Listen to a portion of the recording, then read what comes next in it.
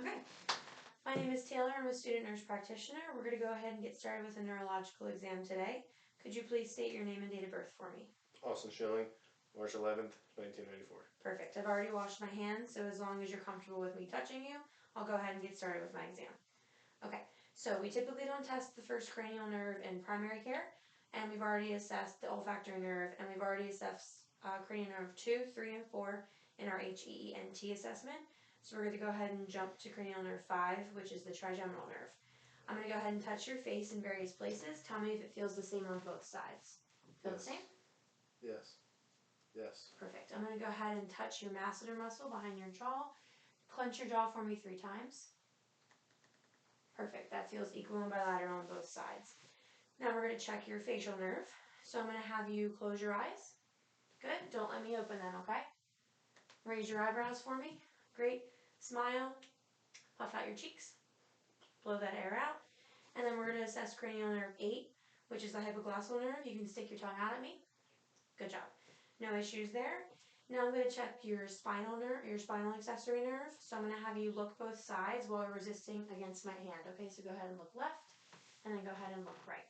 Perfect. And then go ahead and when I put my hands on your shoulders, shrug your shoulders for me against resistance, okay? Any issues there? Okay, relax for me. All right, so next we're going to go ahead and test various different reflexes, okay? So I'm going to use this little device with a tiny hammer, and I'm going to just palpate different areas on your arms and legs with this little hammer, okay? It shouldn't hurt.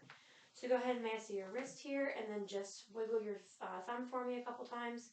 I'm going to assess your brachioradialis, and then I'm going to relax your arm for me. I'm going to test your bicep reflex. Perfect. Go ahead and turn this over for me. I'm going to test your tricep reflex. Perfect. I'm going to do the same on the other hand, other arm.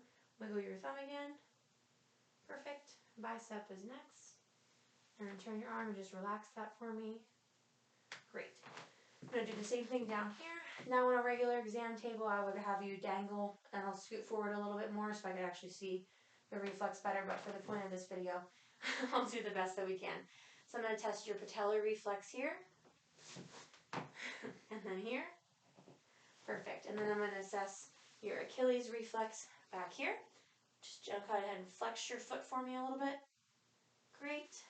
And then on this side. Great.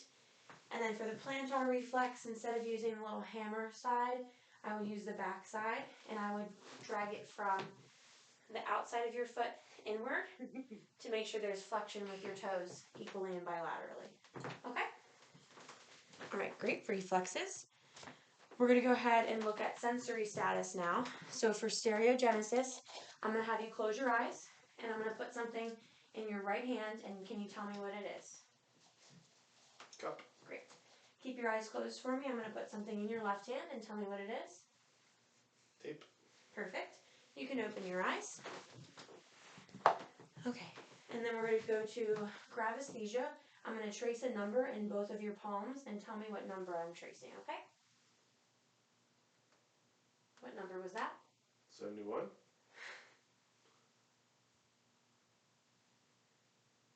61. That's one number. Oh, 4. Okay. One number. 3. Good job. I'm going to have to reassess that. Okay. Okay. Now we're going to test your cerebellar function, okay? So I'm going to have you do a couple different rapid movements with me, okay? So go ahead and touch your fingers to your thumb, each of your fingers to your thumb. Great, and then do it with your other hand. Perfect. I'm going to have you tap my hand repeatedly with your foot. Good. Same thing over here. Good. And then I'm going to have you for a pronator drift. If you could please hold your hands out in front of you. Keep your hands up, palms to the ceiling. Close your eyes. And I would observe this for 20 seconds to make sure that there's no drift and everything is equal and bilateral, okay? Awesome. You can relax and open your eyes. And then I'd like you to please take your heel and drag it from your ankle all the way up to your shin. And then ankle all the way up to your shin. Good job. Did that feel weird or anything? That was all good? Okay. Awesome. So we're going to go ahead and do some gait exercises. So I'm going to have you stand up for me now. I'm going to push this back a little bit. Yeah. Okay. Now if you could go ahead and just walk normally to the door for me with your arms swinging at your sides. Great. And then when you walk back, can you walk back to me on your heels? Good. And then do that again for me. Walk towards the door on your toes. Good job. And then when you come back, if you could please do heel to toe, heel to toe. Awesome. And I'm going to just have you turn around and I'm going to inspect your spine. Okay, so just bend forward gently for me. And I'm going to go ahead and palpate from the base of your skull all the way down to your sacrum. Any tenderness with palpation? Mm-mm. Great. And then while I'm doing this, I'm also making sure that your scapulas are both equal and bilateral on both sides, which they are. You can stand up for me. Okay, go ahead and turn around for me. I'm going to have you come back over here. And we're going to adjust this a little bit. Okay. Okay. So now I'm going to test a couple different cervical reflexes, okay? I'm going to have you stand back a little bit. Great. So I would like you to do your chin to your chest for me. And then extend just your head back as far as you can go. Great. And then go ahead and bring your shoulder to your ear. Same thing on the other side. Shoulder to the ear. And then go ahead and look both sides for me. Great. And then for your lumbar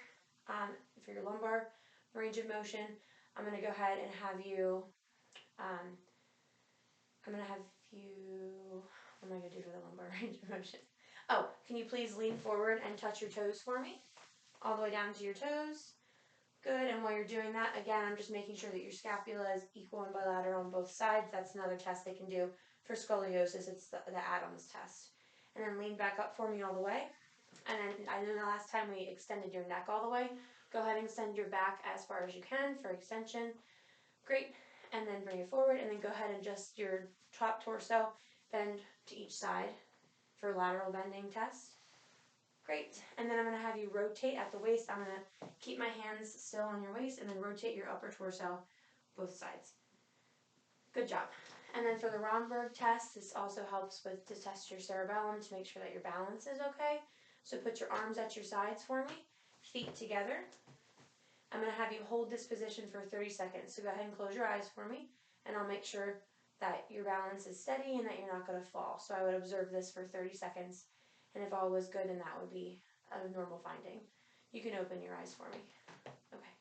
Any issues? Did you feel dizzy or anything? Any questions or concerns for me? No? Okay. Well, thank you very much. Have a good rest of your day.